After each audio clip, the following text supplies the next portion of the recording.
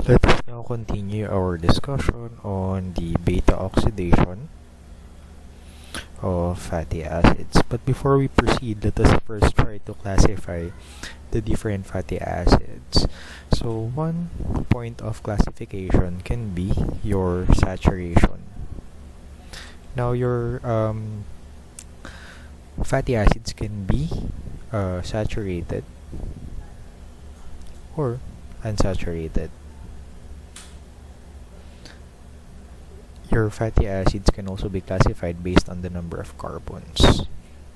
So they can be even numbered or odd numbered. For example, propionyl-CoA or propionic acid, which is composed of 3 carbon units. For even numbered, for example, you have your palmitic acid, which is composed of 16 carbons. Now, your fatty acids can also be classified based on the carbon chain length. So they can be very long chain fatty acid, which is composed of more than 20 carbons. They can also be long chain fatty acids, which is composed of 12 to 20 carbons. And then we can also have mesom chain length fatty acids, which is composed of 6 to 12 carbons. Now let's go to the different enzymes that are involved in the beta oxidation of fatty acids. Now, the different enzymes involved in the beta oxidation of fatty acids have varying specificities depending on their location as well as in the carbon chain length that they are processing.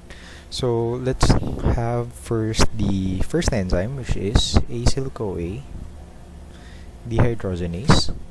The second enzyme is enoyl hydratase. And then the third enzyme is beta hydroxyacyl dehydrogenase. And the last enzyme that is involved is your beta keto thiolase.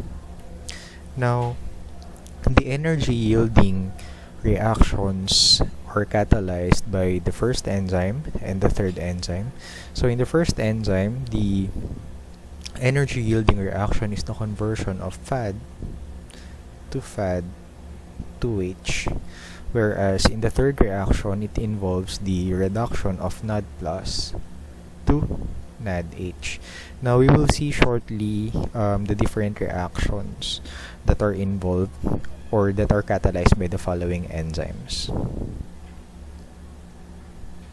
Now, let's go back doon sa ating unang enzyme na nabanggit, which is acyl-CoA dehydrogenase. So, ito yun.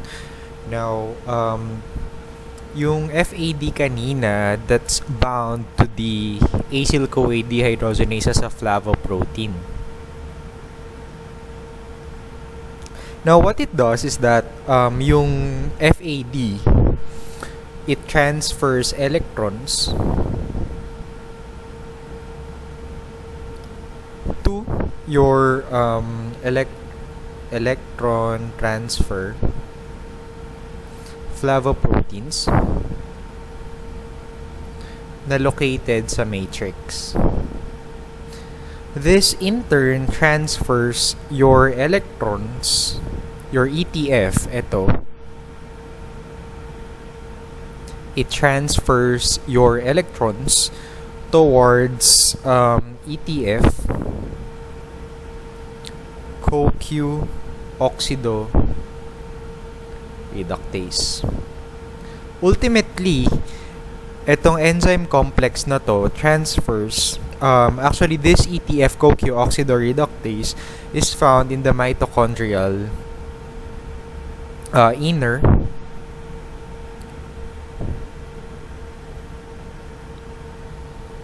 into the inner mitochondrial membrane.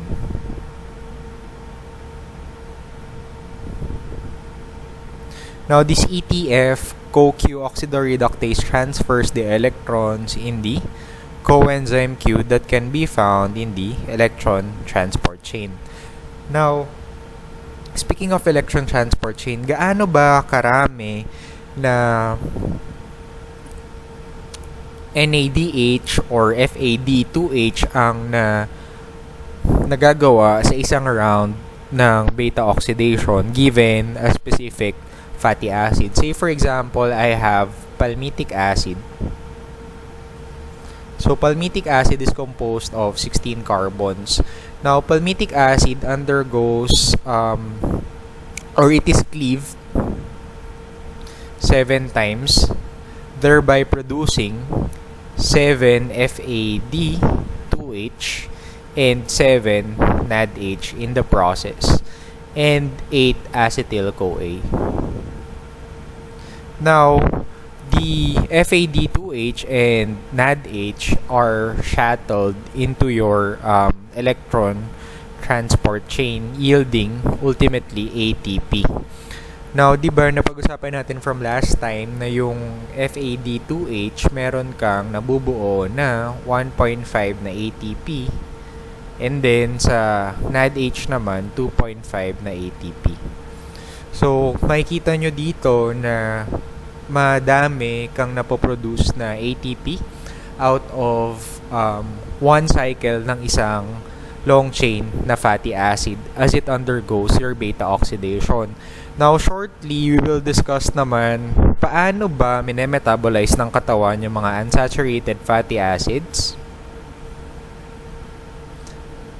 Okay, and then also yung odd chain and as well as the very long chain fatty acids.